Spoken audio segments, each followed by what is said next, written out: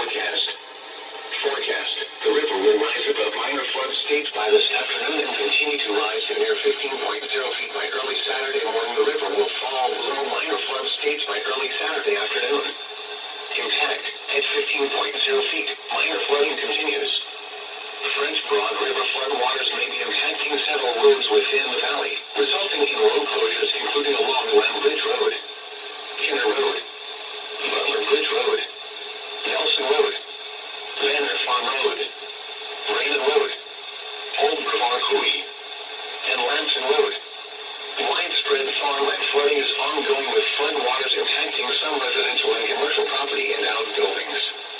Adjacent parks and river access points along the reach of the river are experiencing significant inundation.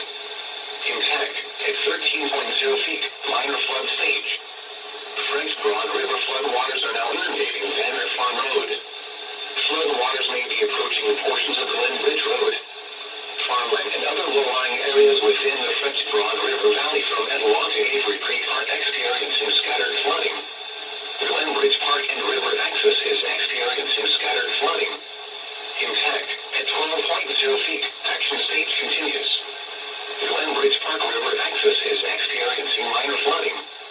Westville Park is experiencing scattered flooding.